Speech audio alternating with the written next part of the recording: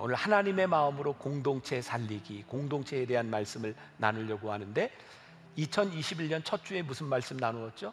예배에 대한 말씀. 두 번째 주 묵상에 대한 말씀. 오늘 세 번째는 공동체에 대한 말씀을 나누고 있습니다.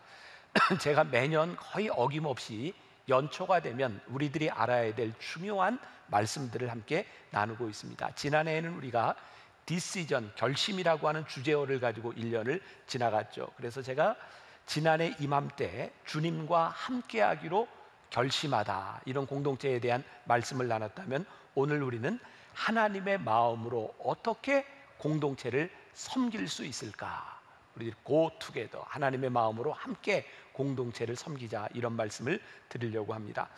공동체라는 말을 한다면 우리들에게 틀림없이 들어와야 되는 단어가 하나 있어요. 독특성. 그 공동체는 어떤 공동체냐?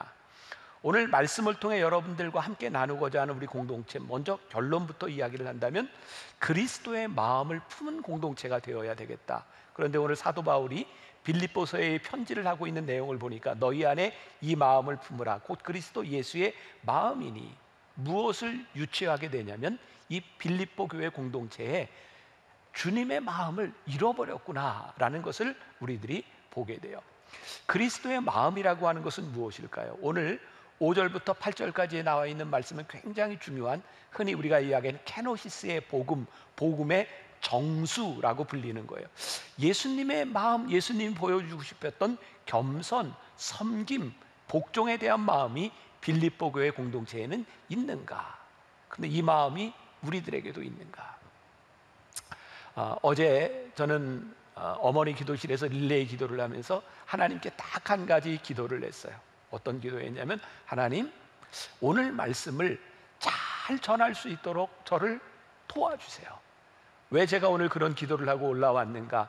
이 말씀이 지난주의 말씀과 연관되어서 우리들이 하나님의 말씀을 들을 때 그 말씀이 우리들의 마음속에 아프게 부딪히고 그 말씀이 우리들 속에서 역사해야 되는데, 하나님, 이 말씀이 오늘 우리 성도들 마음 가운데 부딪히게 하시고 이 말씀이 아프게 우리들에게 다가와서 오늘 이 말씀에 반응할 수 있는 우리 만나교회 공동체가 되게 하여 주옵소서. 그러니까 저에게만 이러한 간절한 마음으로 여기에 서 있는 것이 아니라 말씀을 듣는 여러분들에게도 이 간절함이 있었으면 좋겠습니다. 어떤 목사님의 설교를 듣다 보니까 이런 예화가 있더라고요. 아프리카 어느 부족에서 그 부족민 중에 한 사람이 아프면 그 부족을 치료하는 치료사가 맨 먼저 가서 묻는 물음이 있는데, 어디가 아픈가? 이것을 묻는 게 아니라 네 가지 질문을 한다고 하는 거예요. 첫 번째, 마지막으로 노래한 것은 언제인가? 두 번째, 마지막으로 춤춘 것은 언제인가? 세 번째, 마지막으로 자신의 이야기를 한 적은 언제인가? 네 번째, 마지막으로 고요히 앉아 있었던 것은 언제인가? 눈치를 채셨겠지만 이 네 가지가 오래되면 오래될수록 그 사람이 몸이 아픈 거죠. 빨리 이것을 하라는 거예요. 회복하라는 거예요. 크리스천 공동체 안에서도 이러한 내용들이 다 들어있지 않겠습니까? 시편에도 소고치며 춤추며 노래하며 찬양하라, 우리들이 모여서 여러 가지 이야기를 나누고 함께 찬양하고 노래하는 그런 공동체를 이루었어요. 그런데 중요한 것은 이러한 일을 하는 것을 가지고 너희들이 크리스찬 공동체다, 그 독특성을 다 이야기할 수 있겠는가? 조금 전에 언급했던 것처럼 빌립보 교회를 바라보며 사도 바울의 마음속에 안타까웠던 것은 그들에게 찬양과 모든 것들이 있을지 모르지만 그리스도 예수의 마음을 잃어버린 그 공동체를 향해서 이 이야기를 하고 있는 거예요. 그러니까 오늘 빌립보서 2장 5절부터 8절까지의 말씀을 왜 했는가를 이해하기 위해서는 1절부터 4절까지의 말씀을 보는 게 좋을 것 같아요. 우리 같이 한번 보겠습니다. 2장 1절부터 4절 시작. 그러므로 그리스도 안에 무슨 권면이나 사랑의 무슨 위로나 성령의 무슨 교제나 긍휼이나 자비가 있거든 마음을 같이하여 같은 사랑을 가지고 뜻을 합하여 한 마음을 품어 아무 일에든지 다툼이나 허용으로 하지 말고 오직 겸손한 마음으로 각각 자기보다 남을 낮게 여기고 각각 자기 일을 돌볼 뿐더러 또한 각각 다른 사람들의 일을 돌보아 나의 기쁨을 충만하게 하라. 그리고 오늘 본문 말씀을 이야기하고 있어요. 왜 그랬을까요? 사도 바울이 빌립보 교회를 바라보니 그들 안에 뭐가 있었냐면 그리스도 안에서 무슨 권면을 하고 있었고, 사랑에 무슨 위로가 있었고, 성령의 무슨 교제가 있었고, 긍휼이나 자비가 이들 가운데 있었던 거예요. 그런데 이들에게 문제가 뭐냐면 이 좋은 것들이 참 많이 일어나고 있는데 그들의 마음이 나누어졌다는 거예요. 한 마음이 아니라는 거예요. 서로가 좋은 일을 하려고 하는 마음이 있었는데 그들 가운데 다툼이 있었다는 거예요. 다툼과 허영이 있었다. 그들이 이렇게 좋은 일을 함에도 불구하고 그들에게 다툼과 허영이 있었던 이유가 뭔가 보았더니 겸손하지 못한 마음으로 자신을 남보다 낮게 여기며 행동했다는 거예요. 여러분, 우리 공동체를 보세요. 여러분들 교회 신앙생활을 하면서 느끼는 거죠.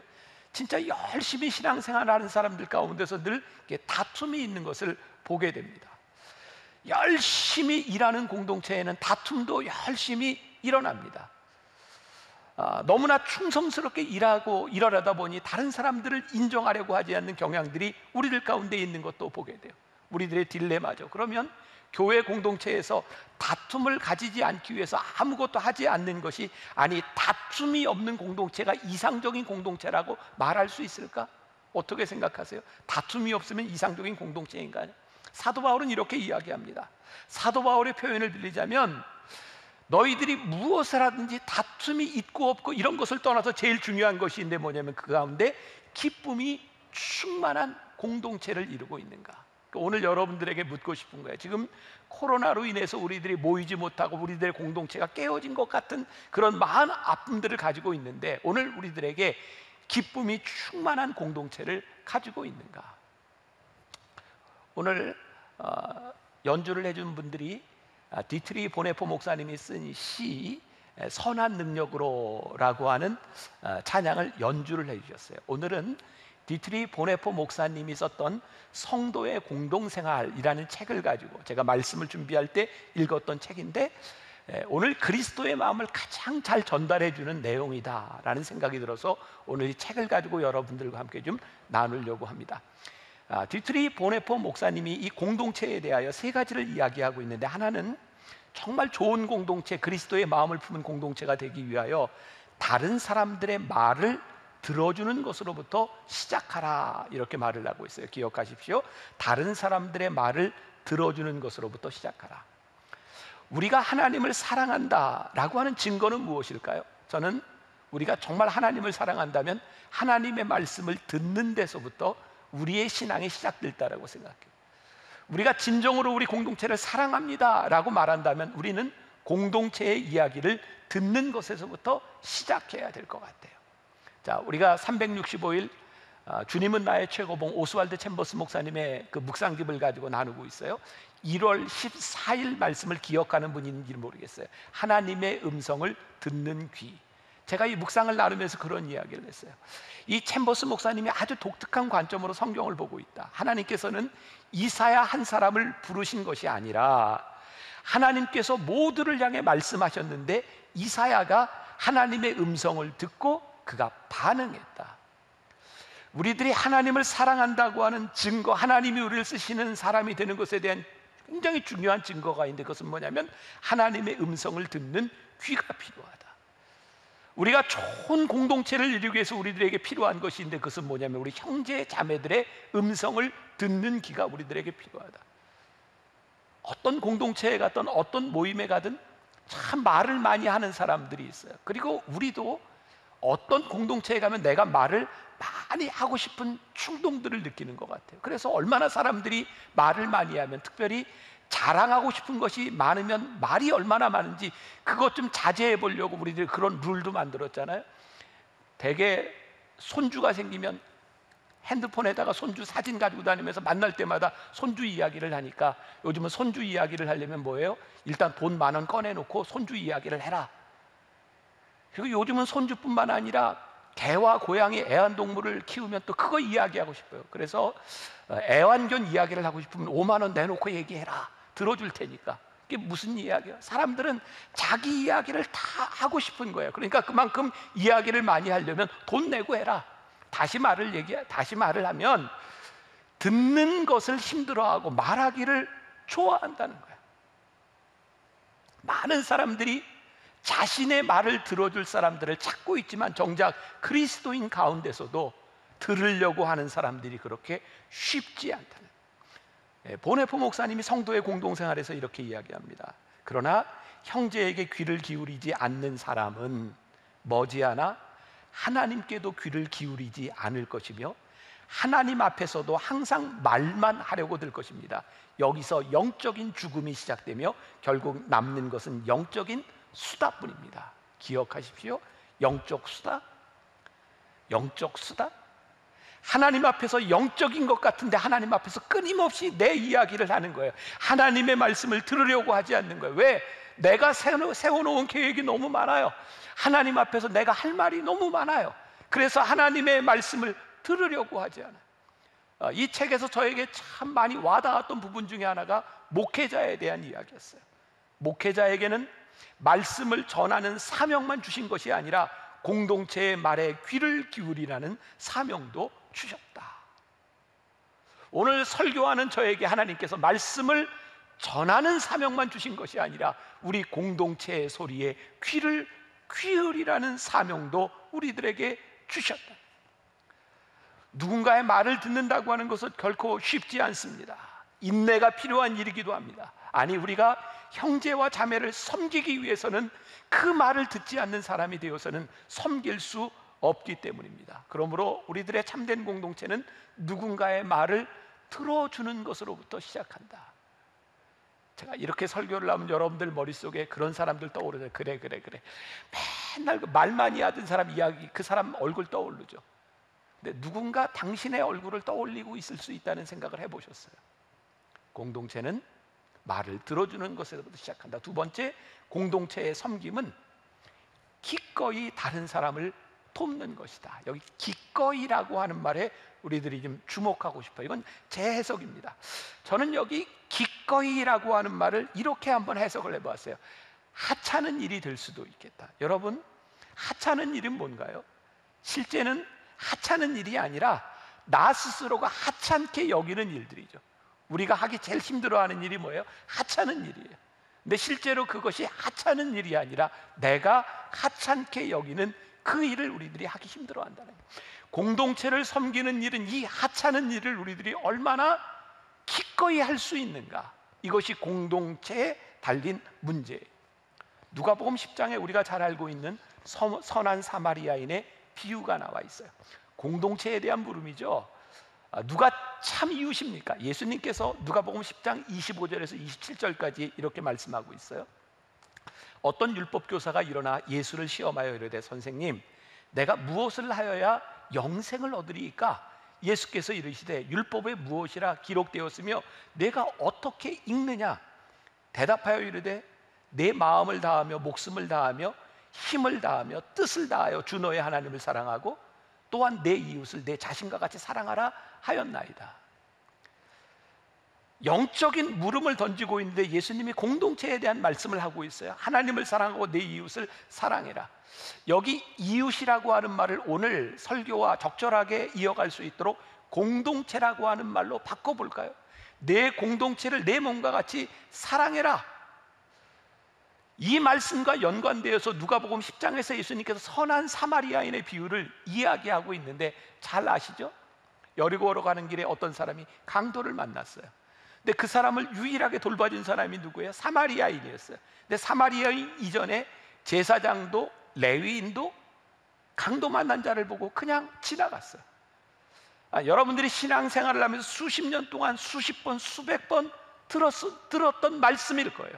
제사장과 레위인이 왜 이 강도 만난 자를 그냥 두고 갔는가? 어쩌면 이들의 마음속에 이 강도 만난 자를 돌보는 일이 나에게 하찮은 일이야 라는 생각을 하지 않았을까요? 왜?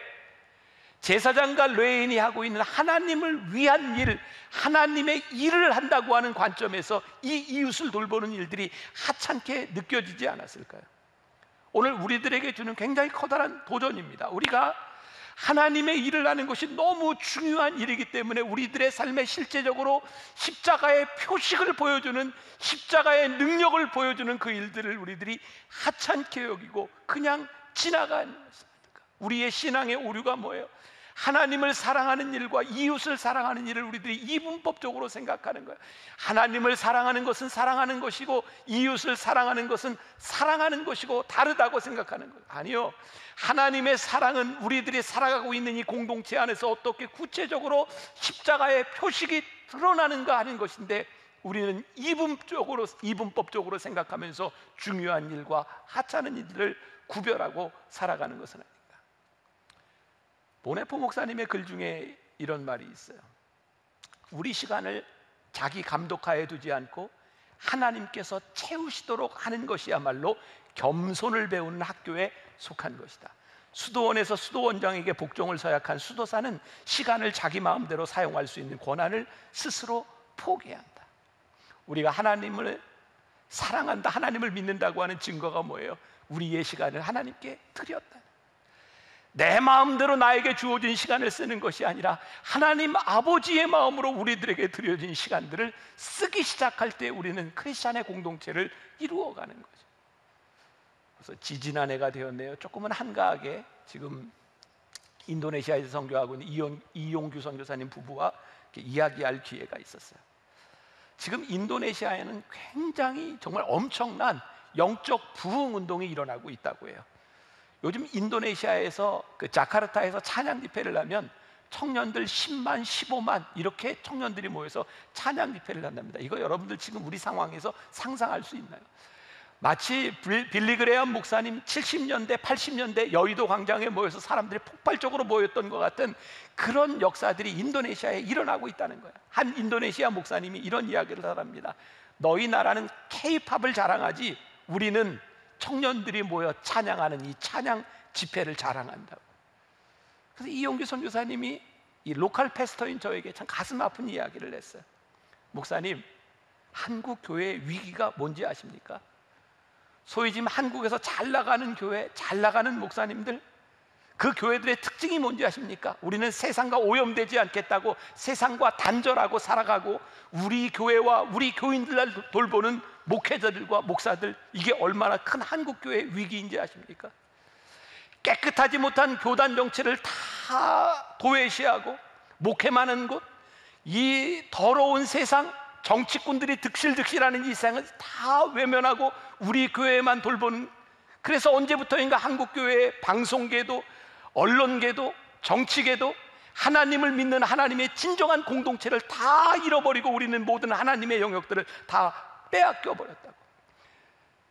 깨끗하지 않은 사람들과 어울리지 않으려고 하는 이 교회와 목회자들 때문에 깨끗하지 않은 이 모든 영역들을 다 잃어버리고 세상 사람들이 다 장악해 버렸다고. 오늘 이 말이 저에게 굉장히 아프게 들리는 거예요.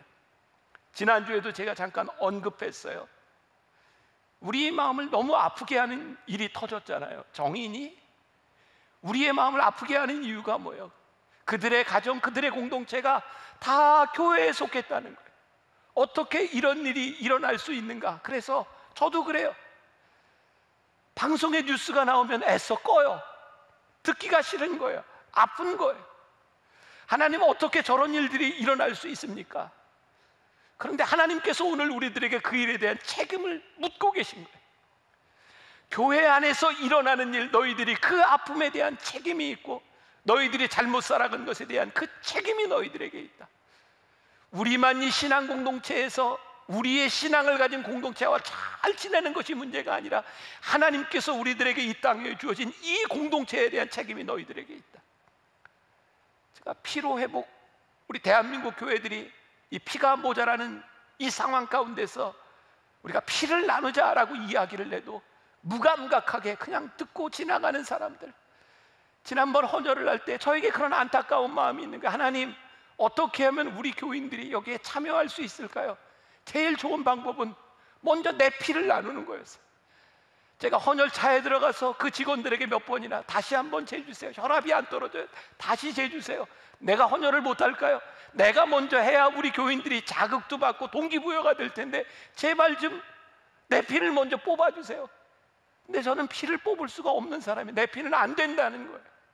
하나님, 우리 교회 공동체 안에 우리나라와 이 민족에 주신 우리 교회 안에 하나님, 우리들이 보아야 될 것이 무엇입니까? 하나님, 우리가 하나님의 일을 하기에 너무 바빠서 우리들에게 주어진 우리 공동체 이웃들을 우리들이 외면하고 살아가는 것은 아닙니까? 여러분들에게 주어진 공동체 가운데서 기꺼이 우리들이 섬기기 위해서 해야 할 일이 무엇인가를 우리들이 보아야 하지 않겠나. 지난주였어요. 어떤 신문기자하고 통화를 하는데 한국 교회 현실이 너무 마음이 아프잖아요. 하나님, 정말 어떻게 하다 이렇게 되었습니까? 어떻게 하다 이렇게 손가락질을 받는 그런 교회가 되었습니까? 그래서 제가 물었어요. 우리가 뭘 해야 될까요? 우리들이 무엇을 할 수 있을까요? 근데 일반 기자들, 종교 문학의 기자들이 한국 교회에 던지는 이야기가 지금 뭔가를 하려고 하지 말고 진짜 진정성 있는 교회, 교인의 모습을 보여주세요. 진짜 진정성 있는 교회, 그 모습이 무엇일까? 오늘 그리스도의 마음을 품으라고 하는 사도 바울의 권면이 오늘 우리들에게 아프게 다가오고 있는 거예요. 보네포 목사님은 세 번째 이렇게 이야기합니다. 공동체를 돕는 일은 짐을 서로 지는 일이다. 갈라디아서 6장 2절의 말씀입니다. 너희가 짐을 서로 지라, 그리하여 그리스도의 법을 성취하라. 와, 놀라운 말씀이에요. 서로 짐을 지며 그리스도의 법을 성취하라. 사랑하는 여러분, 누군가가 나에게 짐으로 느껴졌다면 그 사람은 나의 공동체입니다. 이 나라와 이 민족을 바라보며 이 아픈 현실들을 바라보며 그것이 내 아픔이고 내 짐으로 느껴졌다면 그들은 우리의 공동체입니다. 여러분, 우리와 관계없는 사람은 우리들에게 절대로 짐으로 느껴지지 않습니다. 오늘 우리들에게 짐으로 느껴진 것, 이것이 하나님께서 우리들에게 이루시기를 원하시는 공동체이구나, 그것이 우리들에게 감사함으로 느껴질 수 있어요. 지난 주일 아침에 우리 목회자들이 함께 예배를 드리기 전에 잠깐 모여서 이렇게 나누는 시간들이 있었어요. 아마 하나님께서 저에게 주셨던 마음인 것 같아요. 그 주간에 어떤 분이 이렇게 방송으로 예배를 드리는 분이니까 지금 예배를 드리고 있을지도 몰라요. 저희 부속실에 연락을 해서 저와 상담을 하고 싶다는 거예요. 근데 상담하는 내용을 보니 제가 해결해 줄 수 있는 내용이 아니에요. 왜 이걸 자기 담임 목사님에게 이야기를 하지 왜 나한테 와서 이런 상담도 해야 되는가? 그래서 제가 나중에 연락할게. 그리고 제 사무실에 앉아서 말씀을 준비하는데 말씀 준비가 되지 않는 거예요. 그게 저에게 부담으로 다가오는 거예요.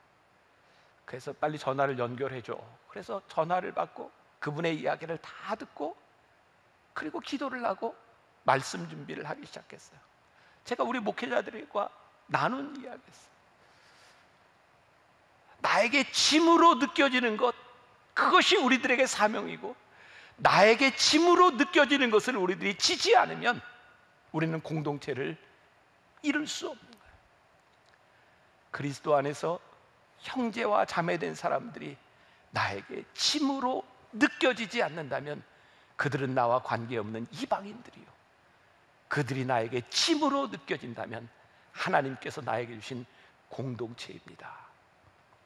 크리스천 공동체란 어떤 것일까?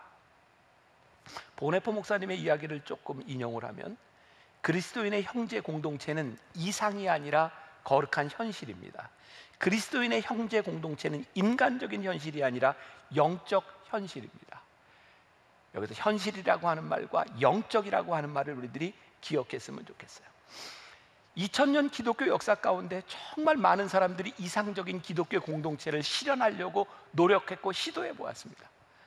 저 사막에 수도원을 세워보기도 하고 중세의 수도원, 뭐 별별 수도원들이 많이 세워지고 기도원들이 세워졌는데 여러분 그거 아세요? 모든 공동체들이 다 깨어졌다는 겁니다. 우리의 이상이 실현된 적이 한 번도 없었다는 겁니다. 그런데 놀라운 일은 우리의 이상이 깨어지는 것이 하나님의 은혜라는 거예요. 여러분, 이 공동체는 우리의 이상을 실현하는 공동체가 아니라 이 공동체의 깨어짐을 통하여 하나님의 은혜를 경험하는 공동체가 돼요. 우리 공동체는 이상적인 완전한 사람들이 모이는 것이 아니라 하나님의 용서가 필요하고 하나님께 감사를 드려야 하고 하나님의 자비하심이 필요한 모든 사람들이 모인 형제 자매들이 모인 공동체, 그것이 우리 공동체다. 혹시 우리가 우리 형제 자매들의 회복과 용서의 기회를 박탈하고 있는 것은 아닌가? 우리들이 생각하는 이상적인 것들이 있어요.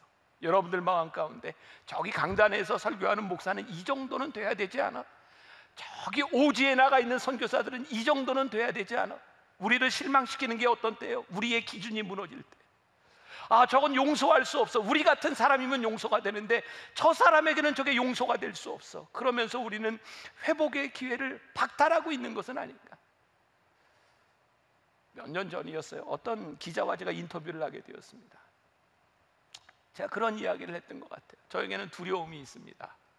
어떤 두려움이냐면, 제가 목회를 하는 동안 저에게 어떤 문제가 생기거나 요즘으로 이야기하면 스캔들 같은 그런 일들이 터질 것에 대한 두려움이 있어요.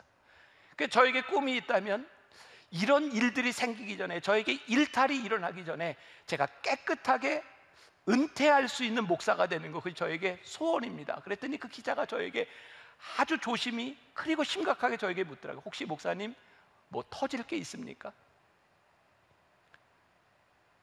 저에게 두려움은 저에게 지금 뭐 터질 게 있는 것에 대한 두려움이 아니라 제 약함을 아는 거예요.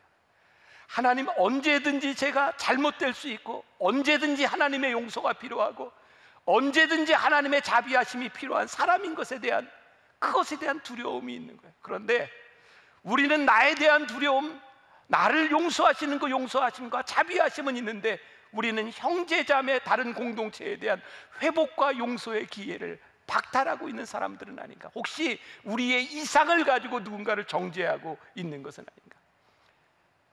디트리 보네포 목사님이 멋진 표현을 씁니다. 이것은 현실입니다. 환영의 안개가 걷히는 곳에서 거룩한 현실이 일어나는 것입니다.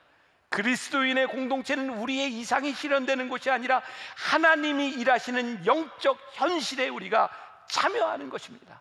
우리의 이상이 아니라는 거예요. 우리들은 교회 안에서 어떤 때 상처를 받나요? 내가 이렇게 열심히 노력했는데, 내가 최선을 다했는데, 저 사람을 내가 이렇게 사랑했는데 내 사랑에 부합하지 못하고 내 열심에 부합하지 못하는 사람을 바라보며 우리들의 마음이 깨어져요. 우리들의 마음이 많이 아파요. 왜 저 사람은 나를 저렇게 따라주지 못할까? 나를 이해해주지 못할까? 근데 가만히 생각해 보니까 내 마음을 따라주지 못하는 사람 때문에 마음 아픈 이 마음이 얼마나 이기적인지 몰라요. 어떻게 내가 아닌 다른 사람들이 내 이상을 따라주고, 내가 아닌 다른 사람들이 어떻게 내 생각을 이해해 주기를 바라며 그 사람이 내 마음대로 되기를 원하는 그 공동체가 얼마나 이기적인 공동체인가. 그러니까 듀테리 목사님, 보네포 목사님이 이야기하는 거예요. 우리의 이상이 깨어지는 것이 하나님의 은혜고, 우리의 이상이 깨어지는 곳에서 거룩한 현실이 시작되고 하나님의 놀라운 공동체가 시작되는 것이다. 조금 어려운 문장이기는 한데 들어보세요. 그리하여 영적인 사랑은 형제와 함께 그리스도에 대해 말하기보다는 그리스도와 함께 형제에 대해 말하게 됩니다. 영적인 사랑은 형제와 함께 그리스도에 대하여 말하는 것이 아니라 그리스도와 함께 형제에 대하여 말하는 것이다. 여러분, 아무리 친한 형제자매, 우리의 믿음의 공동체, 그 사람이 나와 함께 그리스도에 대하여 말한다고 하는 것이 어떻게 일치될 수 있겠습니까? 어떻게 내 마음에 들 수 있겠습니까? 영적 현실은 뭐예요? 내가 그리스도와 함께 그 형제를 바라보고 형제에 대하여 말하는 거예요. 나와 그 형제 사이에 그리스도가 계셔서 그리스도를 통해서 보는 거예요. 그것이 크리스찬 공동체, 믿음의 공동체를 이루는, 영적인 기준에서 우리의 사사로운 욕심보다는 그리스도의 마음을 따르기로 시작할 때 원수조차도 우리의 사랑이 돼서, 왜? 그 원수를 주님이 사랑하셨으니까. 주님의 마음으로 그 형제와 자매를 바라보게 되니까, 주님의 마음이 내 안에 있어서 그 형제와 자매를 바라보게 되니까, 한 마음을 품는다고 하는 것은 이 형제와 자매에게 나와 같은 마음을 품어주세요라고 하는 것이 아니라 내 속에 그리스도의 마음이 있어서 그 그리스도의 마음을 가지고 형제와 자매를 바라보는 것이 하나님께서 우리들에게 원하시는 믿음의 공동체의 모습이구나. 제가 오늘 말씀 가운데 실천적인 그런 부분에 대해서, 공동체를 세우는 습관과 성서적 고찰에 대해서 준비를 쭉 했는데 오늘 말씀을 다 나눌 수가 없어서 우리 동산 목사님들에게 이걸 유튜브로 몇 주로 이렇게 좀 잘라서 우리 교인들에게 나누었으면 좋겠다 이야기를 했어요. 앞으로 몇 주 동안 여러분들에게 성경적인 고찰, 우리들의 습관들에 대하여 여러분들에게 나누게 될 거예요. 우리가 올 한 해 큰 축복을 하나님이 우리들에게 주셨잖아요. 묵상하며 시작하게 하셨어요. 하나님의 말씀을 듣게 하셨어요. 우리 공동체를 바라보며 이제 영적 현실, 내 마음, 내 꿈, 내 이상을 실현하는 공동체가 아니라 내 안에 그리스도가 계셔서 주님의 마음을 가지고 공동체를 바라볼 수 있는 그 공동체, 주님의 마음과 함께 가는 그 공동체를 여러분들이 속한 곳에서 이루어 나갈 수 있기를 주님의 이름으로 간절히 축원합니다.